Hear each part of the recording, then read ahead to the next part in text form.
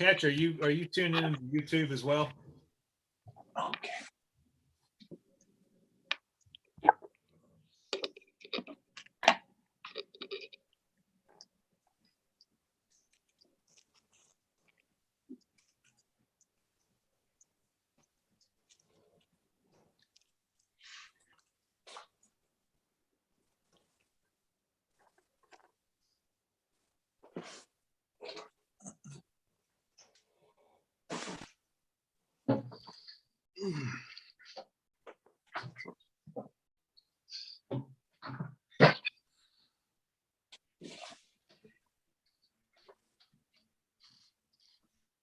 Okay, it looks like the YouTube is going out okay. So, all right, y'all, tonight we are going to tie, and I don't claim to be an expert tyer on either one of these flies. These are, Carlton introduced me to both of these patterns as little Mo patterns. And of course, the squirmy worm that we're going to tie first, and I'll talk a little bit more about it in just a second. We all know that, you know, it's kind of like a pheasant tail or one of these other really popular flies, in that there are as many people who tie the fly. There are probably that many methods for tying it, kind of like the gumbo of flies here. So we're going to look at one method tonight that, and you can see, let me spotlight my here. We're going to look at this version of it, which pulls the squirmy material through the bead. And I like it. It creates kind of, it just appeals to my aesthetic. I don't think the fish care how you tie this fly, whether it's just on top of the hook. But this is a method that the fly fish food guys did a year or so ago on their channel. And I have generally tied this fly without this piece in the front. So what I've commonly fished on the little Mo is more of just a squirmy jig. Some call it a squirminator, which is just that part of the fly. So if you don't want to fool with pulling this piece through the bead like we're going to do tonight, because it can be problematical, and I'll talk about that a little bit more later, you can just forget that part and just tie the jig version of this on a 60-degree jig hook, and it is extremely effective as well. Our second fly we're going to tie tonight is going to be a very small size 18. Carlton calls it a ruby midge, and if you try to Google ruby midge, you probably won't find it. It's basically a black zebra midge with red wire. So we'll tie that, and we're tying a size 18. I typically don't like to tie 18 on these Zoom sessions because it's so small. But for those of you going to the little Mo, you'll actually be able to use this pattern because this is the size that Carlton typically fishes with. Oh, sorry, I just realized my video is off there. So he typically fishes with this size fly. So and you have materials in your bag for this week's tying and for the Frenchie we're going to tie on, I think it's the 30th or 31st of March. So we're going to use the hooks we're going to use tonight. The size 12 scud hook, this barbless. It is this hook. Oops. Helps to not hit my tripod. It is this hook for the squirmy worm, and the other one that looks just like it, except much smaller, is the one we'll use for the zebra midge. Now for thread tonight, very little thread shows on a squirm worm. Actually, the thread is tucked in between the squirmy material and the bead right here. So pretty much any color will do. If you have a pink or a red thread, preferably in a thicker size like 140 denier or 6/0, that will work fine. But anything else, white, black, it pretty much hides itself away behind that bead. So the thread doesn't matter here. Now for the zebra midge, we really need, the ruby midge, we really need a black thread if you have it. If you don't, just tie with what you have, and then you'll know how to tie it when you do get black thread. But the body is black on that fly. So black thread, and even on the size 18, if all you have is 6/0 or 140 denier, that's just fine. Actually, it helps build the body up a little faster. I'm going to tie with 70 denier or 8/0 tonight for that fly. So let's get started on the squirm worm. If you have any questions as we go along, or you need me to stop, just unmute yourself and shout out, and we'll stop. Let me turn this video off so it won't accidentally hop up there. Okay, so the first thing we want to do is put the bead on the hook. And I'm going to use a silver version. I sent you a gold 1/8 tungsten bead. And I mentioned earlier before we started recording that this fly is really better with a 5/32 bead, which is one size up from this one. It's easier to pull the squirming material through. But we already had these 1/8 beads for a lot of other flies that we're tying. So I just went ahead and included those as well. You also have in your bag, and you may not know why, a short, about a 6-inch length of 10-pound monofilament. You need either that or a bodkin threading tool. I sent the monofilament in case you don't have a bodkin threading tool. We're going to use one of those, whichever one you have, to pull the squirming material through the bead. And I'm going to use the monofilament because that's what I sent in the bag. But I typically use my bodkin threader to do that. So let's be sure you feed the bead on small hole first, because one, that's the correct orientation of the bead. And two, there's no way you'll get that squirming material through it with the small hole to the rear. Now, I have pink 140 denier ultra thread.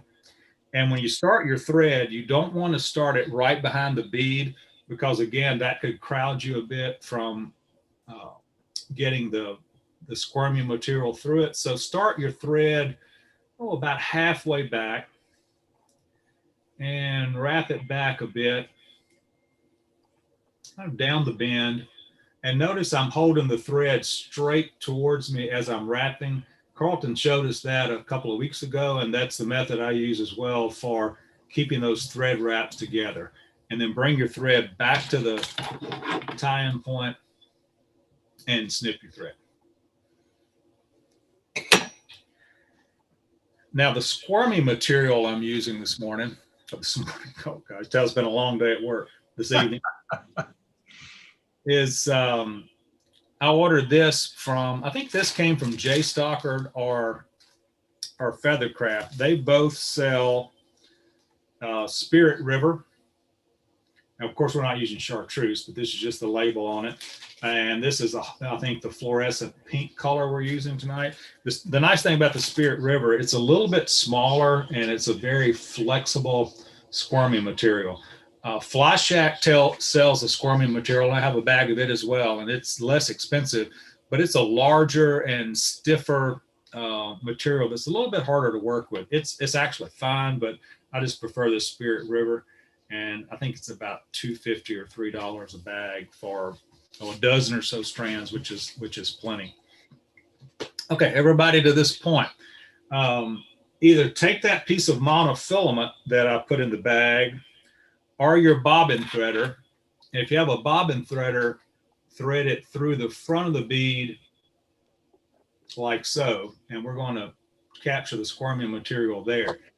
If you have if you're using the monofilament that I sent, even up the ends like I've done here, and slip it through the back of the bead toward the front. And pull it until we have a little bit of a loop left. Kind of like that.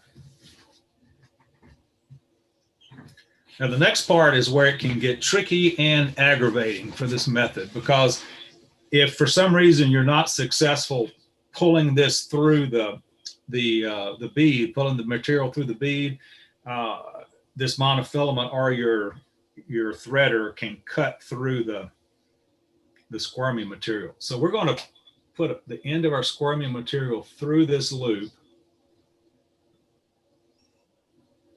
And you see I've got about 1/4 to 1/2 inch of the squirmy material.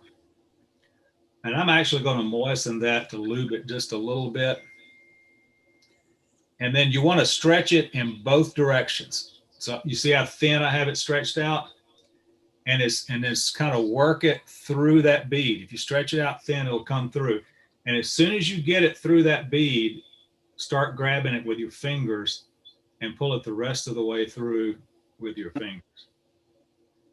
You have to keep it stretched out. You just have to work it a little bit at a time, and it slips right through there. Now, if you break it, no worries, because I've done it many times. But in the end, you're left with something about like that. As far as the length of material in front of the bead, that's totally up to you. This is about 3/4 of an inch. I know it's hard to tell on the camera, the scale on the camera, but this is about 3/4 of an inch. It really is total personal preference, and I feel sure the fish could care less. And I'll stop for a second there and let everybody catch up.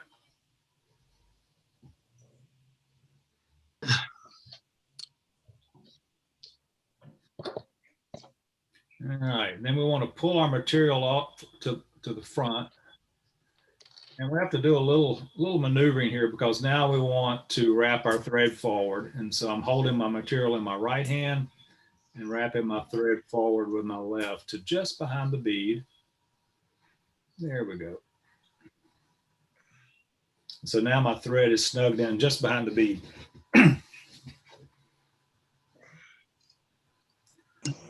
Almost like I did with the thread earlier, we want to first give your thread a counterclockwise twist to kind of flatten it out. That helps keep it from cutting into the squirmy material.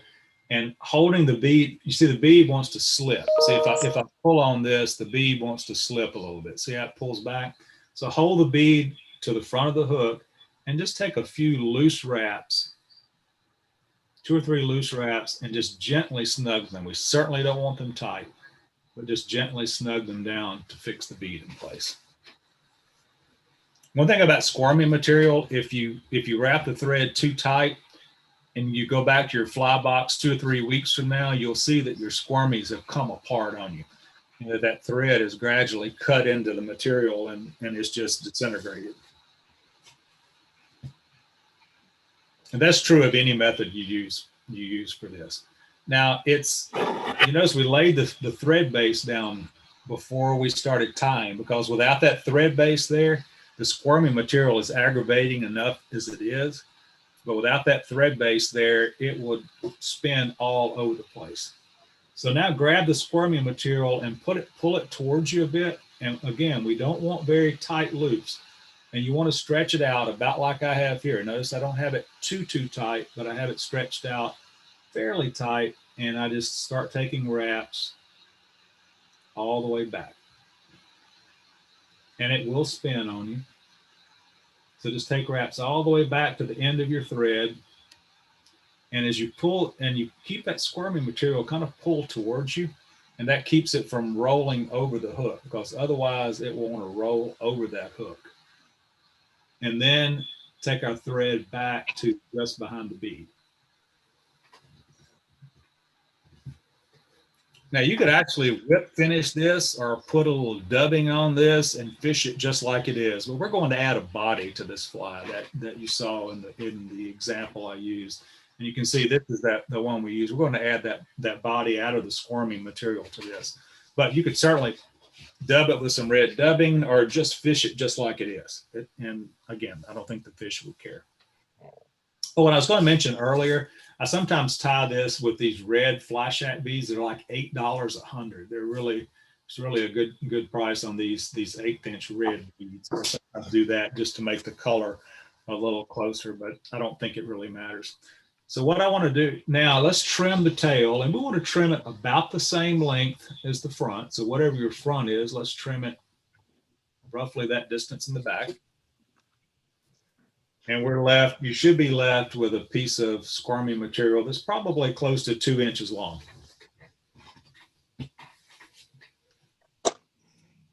How are we doing out there? Everybody good? Mm-hmm. Okay. Doing good, Bill. All right, good. Now, we don't want to tie this material in straight because if I try to tie it in like this, notice how squared off that end is and how thick it is. My thread is going to really want to fall off the end of that squirmy material. So what I'm going to do is I'm going to take my scissors and cut that squirmy material at an angle. And then I'm going to lay that angle on top of my hook like that. And I'm going to give my thread a counterclockwise twist, which we all know is if we make a loose wrap, that helps it jump to the rear instead of wanting to jump to the front. And see how it jumps to the rear over the squirmy? And so I grab that squirmy material with a few wraps on that taper and just grab it and wrap it down. And don't pull it so tight that it spins around your hook. Just make a couple of loose wraps. Looks like some kind of wild spider. I wonder how that would fish. And then just like we tied the other piece in, pull it towards you and gently wrap your thread, not very tight, but gently wrap back to your rear point, and then wrap your thread back behind the bead again. And now this is where the fun part comes. It's really kind of cool how this material makes the body of the fly, and how tightly you stretch it determines the diameter of the body at that point. So if we want a tapered body, we could stretch it fairly tight at the back and looser at the front. But I'm just going to stretch it just slightly, and I'm going to make one wrap in the back. Notice I've made one wrap there. And then I'm going to put my finger on the opposite side, just like Carlton did when he was wrapping the green weenie a couple of weeks ago. I'm going to capture that with my finger on the other side, and then I'm going to make another wrap in front of it. This is one place where even if you have a rotary vise, it's not the best method to use. So I make my second wrap, put my finger on, make a third wrap, put my finger on, fourth wrap, put my finger on, fifth wrap and put my finger on. And notice we're against the bead now. I'll stop here so you can glance up at the screen. We're against the bead, but we're not going to stop with this wrap. This is where we typically would stop with chenille or something like that. We're actually going to stretch the squirming material out, pull back a little bit on it with our fingers, and jam another loop in there and get it really tight. Then I'm going to pull up the last bit, and I want to pull it fairly tight, but not so tight it almost breaks, and then get a couple of loose wraps of thread behind and over the material, and then take a couple of wraps in front of the material. I just took 3 wraps in front of the material. So now when we cut it, don't stretch it super thin like that, because if you do, and ask me how I know, it can slip back out from under the thread, but just stretch it slightly thin, about halfway, and snip your material. And then grab a whip finish tool or a hand whip finish, whatever you prefer using, and give it a 3 or 4, 5, whatever your pleasure is, whip finish right behind that bead. Snug it in, cut it.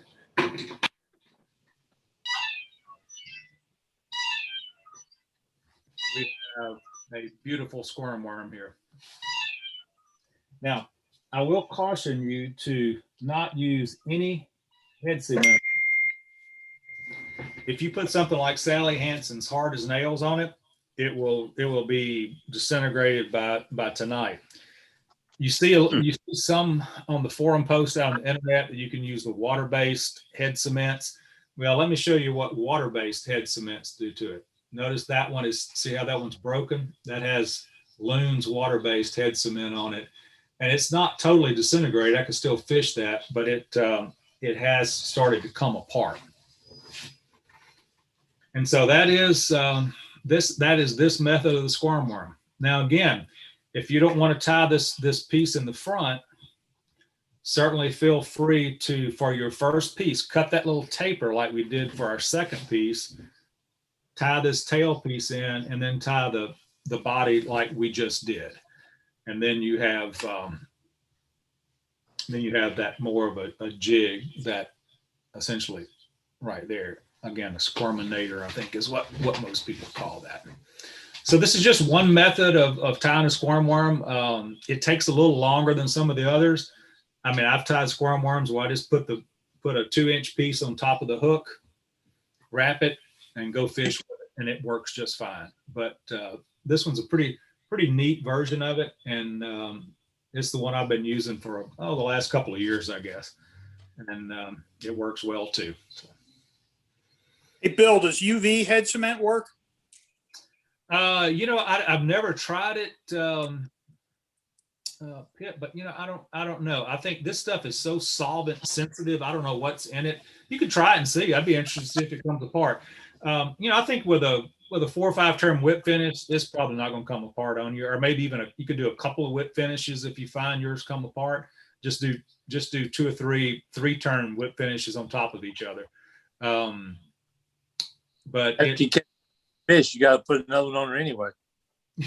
Yeah, you're right, Jim. They don't last long. I mean, they'll, even trout don't have big teeth, but they're, it's kind of rough on their mouth like a bass is, and it chews them up pretty quickly. So the nice thing about it, they're pretty quick to tie, and you can go to the river with a dozen of them in your box, and not having spent 15 minutes tying each one of them. So not that they're expendable, but they are fairly quick tie.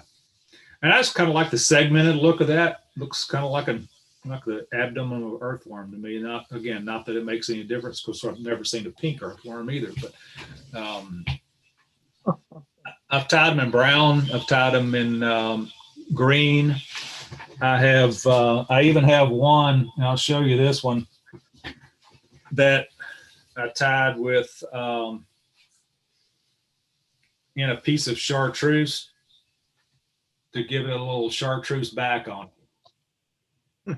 So I just tied the extra piece of chartreuse squirmy material in, and it just stretched it over the front, like those of you that when we tied the slow sinking spider last year, where we stretched the chartreuse chenille over it.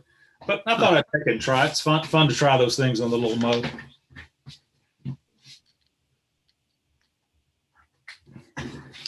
All right, we'll save our show and tell for the end. We can look at both flies. I'm not sure we'll be able to see the midge on there, the ruby midge, but we'll do our best. Everybody finished on this one? Do we need a little more time?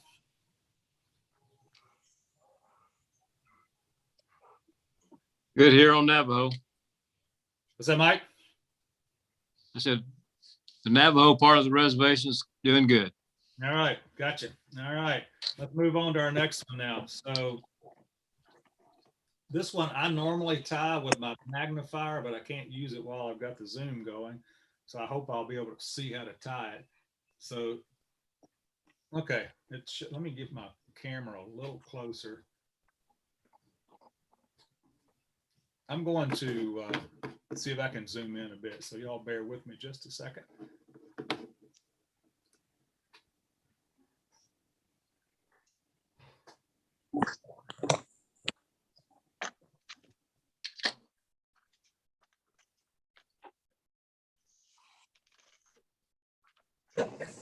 It's going to lose a little clarity because it's a digital zoom on the phone at this level, but at least you can see it. So this is a ruby midge, and again, that's Carlton's name for it. It is a size 18, and the hook is the same hook we used for the. Oops, there we go. It's the same hook we used for the squirm worm, except it's a size 18 instead of a 12. It's a Saber 7258 from Fly Shack. Again, $9.95, $100. So you can easily boost up your hook inventory fairly inexpensively. And the beads we're using are 5/64 And we're using I sent you a tungsten, mine's brass here, 5/64, which these are good for size 18. They're about perfect size for 18. They're a little small for a 16. I usually like a 3/32 for that one, but they work well on this fly. The thread I'm using again is black UTC 70 denier. So this is what we're going to use for that. If you have 140 or that'll work fine as well. The wire is, this is what Carlton ties it with. It is an extra small red ultra wire. If you want to buy just one spool of wire, red wire, you can buy small instead of extra small, and it works fine. I showed it to Carlton. He said, "Yeah, it should work fine." So it's just a little bit larger ribbing. Matter of fact, the fly you're looking at on the screen has the small wire on it instead of the extra small. All right. Now the biggest challenge with this fly is getting the bead on the hook. And so what I use is one of these little plunger style, I guess they're hackle pliers, are originally designed to be a probe tester. So I grab the hook in that. And if you can, my fingers are not big, but they're too fat to do this without that. And I grab the hook like this in these hackle pliers, and then I attempt in the other hand, and I'm not going to do it on camera, but maneuver that little bead around to where I can get that hook in the small hole. I can feed it on a little more easily using these hackle pliers. Now this method, whoops, almost lost my bead. Don't lose it. It's too much of a pain to get on there. And Gene Taylor tied 30 of these for us over the last week or so. So Gene probably should be leading this. Okay, there's our hook and our bead. Now, again, this is basically, not basically, this is a zebra midge. So if you've never tied a zebra midge before, after tonight, even though we call this a ruby midge, it will be a zebra midge. So I start my thread. I'm using 70 denier. Whoops. Start my thread somewhere just behind the bead here. And again, I'm going to hold that thread towards me. You can see this piece coming toward the camera. So as I wrap, I'm actually wrapping kind of against that thread, and it just feeds it right down the hook with very few, if any, gaps. And so I'll bring it, we want to wrap it quite a ways down, not quite halfway down the hook bend, but pretty close to it. And then we want to wrap forward back to the bead with as close wraps as we can. And if you're using 70, it'll break off. If not, you can certainly cut. And we let our thread just hang right behind the bead. Now, Tim Flagler, if you've ever watched him tie a zebra midge, he has a great technique for flattening the body. You can see here on the video, you can see some little tiny grooves in the body. Get that piece of squirm material off. And while that doesn't hurt anything about the fishability of it, we like our flies to be as neat as they can. So if we give it that counterclockwise spin to flatten our thread out, it helps flatten that body out as well. So now take your little piece of red wire. It is very fine red wire that you have. And there is at least two ways. Well, I'm going to show you two ways to tie this in before we actually tie it in. One method is to hold it at an angle, wrap, and then pull it back, and then tie it in. The other method is to stick the end of it into the back of the bead and then wrap and pull it back. I generally prefer to do the diagonal like this, give it a couple of wraps, and pull it back. And like I did there, I pulled it too far. Now we want to try to keep this, keep pulling it too far. Sorry, y'all. It's a tiny hook and I don't have my magnifier, so you'll have to excuse my vision. All right, so just a little bit. I want to try to keep this on the near side of the hook if I can. And just like I held the thread, hold the wire and wrap back against the wire all the way back to where you stopped wrapping the first time, right there. And then wrap forward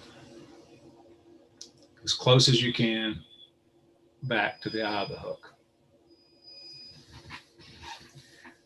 Now, again, this next method of building a little bit of taper to the body, you could actually wrap the wire now. And some people like this thin body zebra midge, but we're going to build a little taper from about the halfway point forward. And Jim Flagler in his tight line video, he talks about doing this as well. So I give it a counterclockwise spin, give my bobbin a spin to flatten the thread. And then I make touching wraps about half to 2/3 of the way back, and I go forward.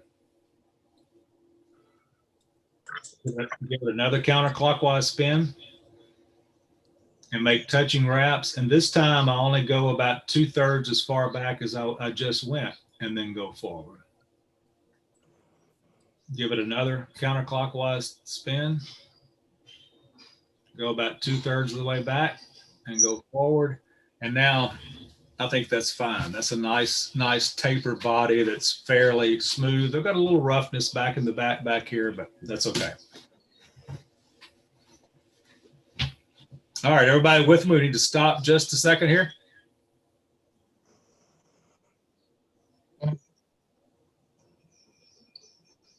The front part of the body is nice and smooth. The rear, I should have spun my thread before going back forward. All right, I can't stand it. I'm gonna have to go back and wrap over that thread a little.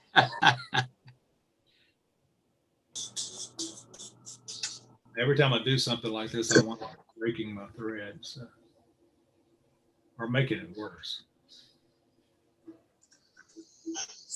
That's a little better, not much, but a little better. But it's still smoothed it out a little bit. There we go. So now we're going to use exactly the same method we used to wrap that squirmy material before. Now, if you have a rotary vise, you can pull a little slack in your thread and just spin your vise. But I'm not going to use that function of mine. I'm going to take the first wrap, put my finger on the opposite side, and grab my wire. Wrap. I'm actually having to watch my screen to be able to see this. So I'm tying through my iPhone here. So make another wrap and try to keep them relatively even.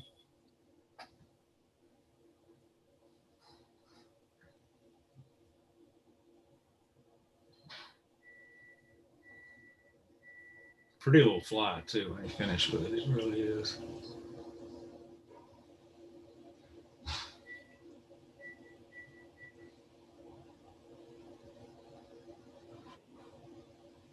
And we want to just work our way all the way forward to our thread.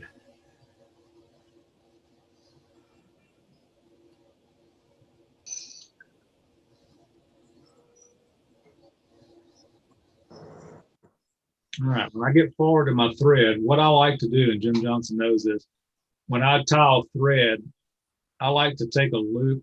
I like to wrap the wire once around the thread before I bring it up. And then put a couple of loops in front and a couple of loops behind, and that really captures the wire. And then this wire and give it a couple more loops in front, just a thread to make sure it's there. And use a helicopter technique and just spin it a few times. And that little fine wire will break right off. Now you can cut the wire. There's no problem with cutting it, particularly with this small wire, but it does a couple of things. It can dull your scissors, but you can use old scissors, but it also leaves a little nub that can cut your thread. So now that we have it off, let's just take a couple of wraps of thread right behind the head. And then here I'm going to use my whip finish tool instead of the hand whip finish because it's a little more precise. use your whip finish tool. I'm gonna give it a couple of 3-turn whip finishes. And again, you could use head cement on this. You could cover this entire thing with UV resin if you like. But I don't even use head cement on them. I just tie them like that. And there we have it. That is a ruby midge. Carlton, we're tying tonight because Carlton typically fishes these in size 18, and for the man who probably catches more fish than anybody I know in the Lower Missouri, I would certainly follow his lead on what size to fish. There's a little piece of thread sticking out that this magnification shows. It's probably too small to even cut. Yeah, so I'm not gonna worry about it. So that is, and you see that taper really gives the fly a nice look. I'm not sure it makes any difference, but it really gives it a good look.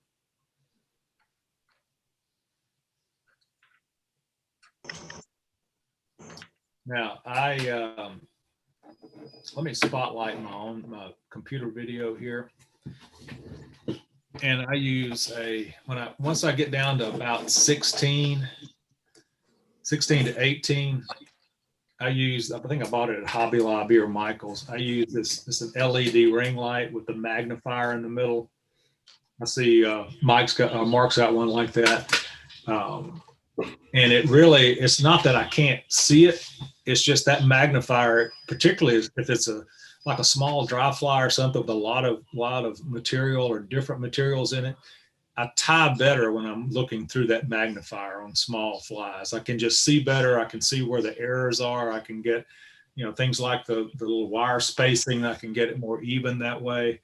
Now, this one surprisingly turned out fairly even, but I generally 16 to 18 through that magnifier. Yes, sir.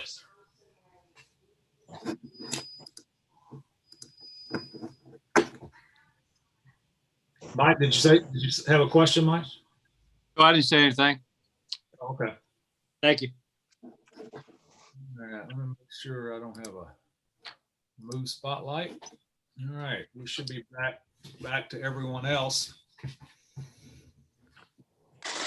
Those of you were only 40 minutes into it. We've talked our way through this fairly in quite a bit of detail. And so these flies, Gene, when you got rolling on these zebra midges or these ruby midges, what were they? 3 or 4 minutes each? Yeah, the only really time constraint there was tapering the body, and if it wasn't for that, really it's a 1 minute fly. If you do it the right way, you taper it like the way that you've done that, so that's really segmented and looks like a midge pupa. It's no more than 2 or 3 minutes. Yeah. Gotcha. You got any hints for since after tying 30 of them in one sitting or a couple of sittings? Any hints for how to tie these? Anything we haven't covered? These are good for assembly tying, like a lot of flies. If you want to go ahead and get your beads on your hooks and pre-cut your wire. So if you want to go ahead, say you want to tie a dozen of these, you go ahead and get your hooks with 12 beads on it and 12 short segments of wire, of your red wire or wine color wire, whatever you're using for a zebra midge or the ruby midge. And then, really you're only talking about one material, which is the thread, and using your thread by using it, turning it clockwise, counterclockwise, and those different techniques like Bill's talked about, makes this a really quick tie. But again, this is one of those flies that really does good for. Oh, we just lost Gene. I mean, he just like dropped off. So we didn't hear what was really good for it. And you can, and again, zebra midges are in all sorts of colors. You can tie them in red, pink. The same gentleman that showed me the a multicolored green weenie on the little Missouri, he fishes pink zebra midges on the little moat quite a bit. And he ties those with a silver bead and silver wire. And he ties them pretty large. He ties them as large as size 12, which is a pretty good size zebra midge. So, feel free to play around with this one. It's a great little pattern. So, all right, let's, I'm not sure we can see the zebra midges on the screen, but I'm just going to start spotlighting. Anybody wants to share any? Let's see, Jim Johnson is up first. All right, nice squirmy. You don't want to see this thing? It's a small fly, I can tell that. Hey, I got a tip real quick before you go any further. Okay, please do. Like me, you go buy something like this for $15 Yeah, at Harbor Freight. It picks up not Harbor Freight, at Sutherland's, and it picks up all the hooks you already just dropped on the floor and the beads I did trying to. that's a good idea. Tighten it up. If you ever try to pick up a size 20 hook off of like a laminate floor, unless it just sticks to you, that's a. Yeah, that right there does the trick. Yep. All right, Lewis, I'm coming to you. Let's say you're on top of my row here.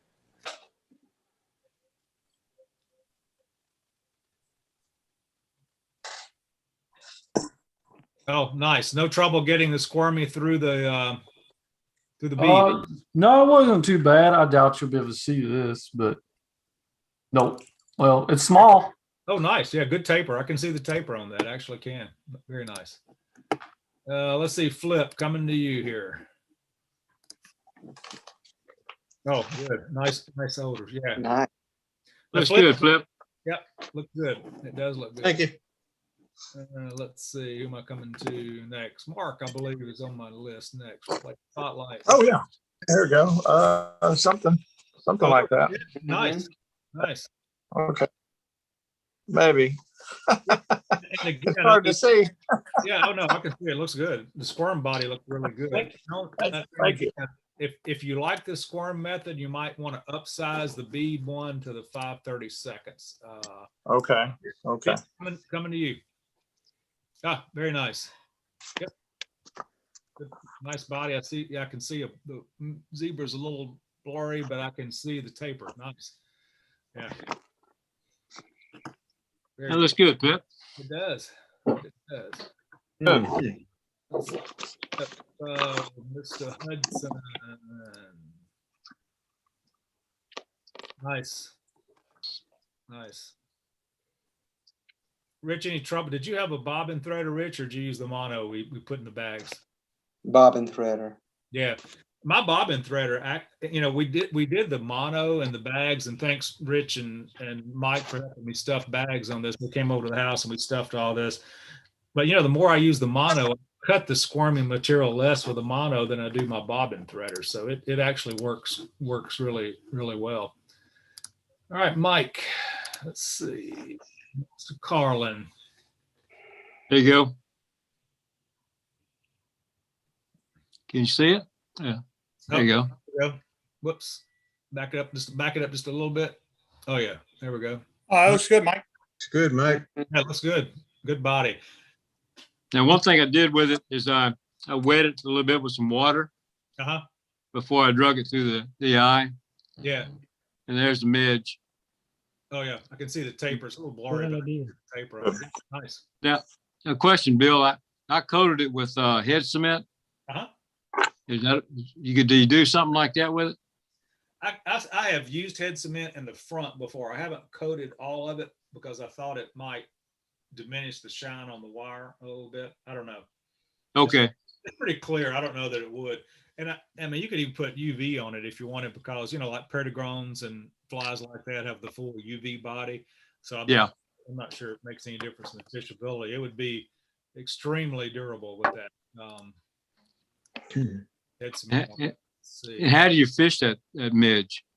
Just under an indicator. Out west, we typically fish these in a 2-fly rig.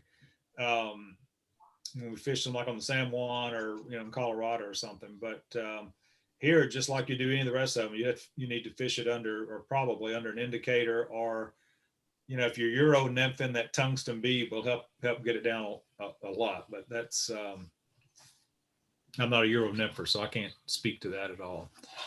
Let's see, Jeff's getting his up for us. Yay. Nice. Pull it back just a little bit, Jeff.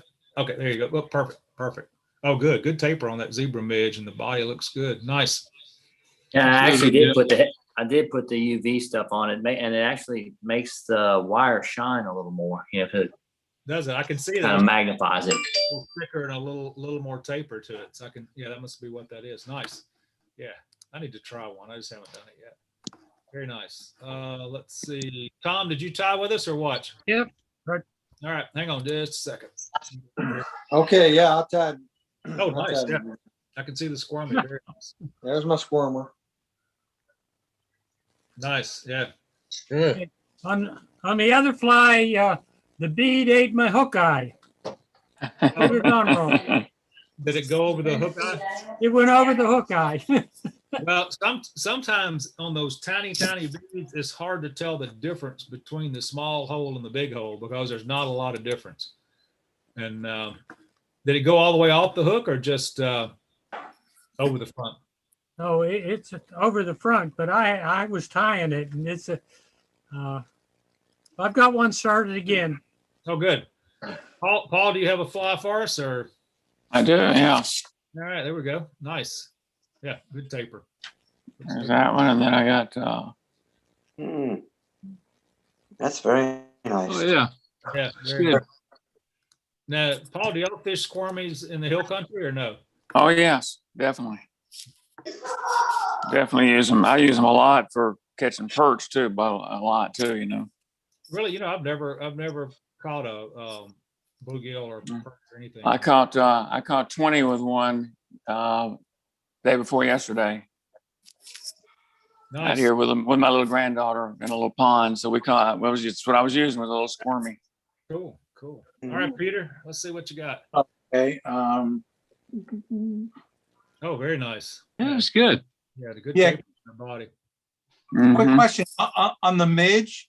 Yes. I think my bead was slotted. Was it supposed to be slotted? It is it. Are you sure it's the 5/32 one, 5/64 one? Is that small? It's I so might- small. You may not have seen them in the bag at first. I didn't even see those little bitty ones at first. Yeah, maybe the bead I Yeah. slotted, and I think that was not the ideal bead to use. Yeah, I mean, you could certainly use it. It just might hang off center a little bit since it's Yeah. a hook. Yeah. And you know, the deal about you read on the internet all the time about slotted beads, you know, you need them for jig.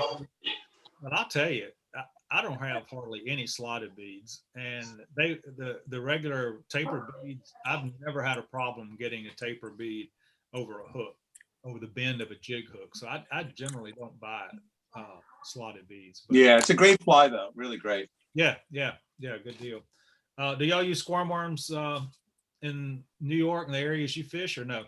Yeah, I've used them. I always think that after the first fish takes it, I'm not sure how much of the worm is going to be left. Yeah. That's But, a good point.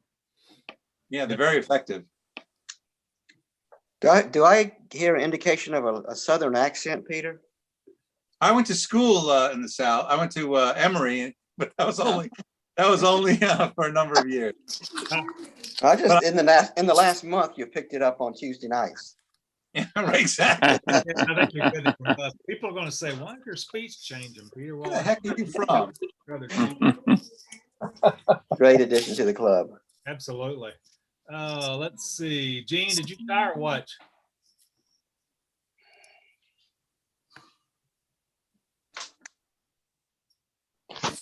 I tried to, but as you may have noticed, I had some iPad computer problems and stuff. Yeah. Well, you were about to say that the Midge is really good using for something, and then it just died. So you went away. Well, what I was going to say is it's really good for assembly line tying. Oh, gotcha. And what I mean by that is, you know, if you want to tie a dozen of them, you know, you can get a dozen beads on a dozen hooks, and have pre-cut, a dozen pieces of wire for segmenting the fly, and makes it a lot quicker and a lot more manageable. Because tying small is difficult, but it's not that time consuming, and you can really crank out a dozen zebra midges, ruby midges, or whatever. If you kind of manage your time that way. I've tied zebra midges down to 20, but that's all I've got. So all right, let's see. I've got Tom Zaboski coming up. Let's see. How are you, Tom?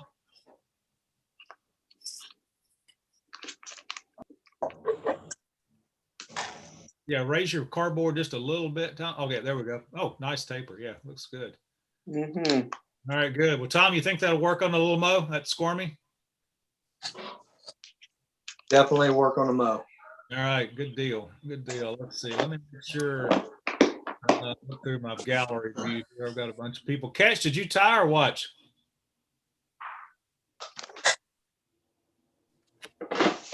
No, I just watched. I got here about a minute before the session started.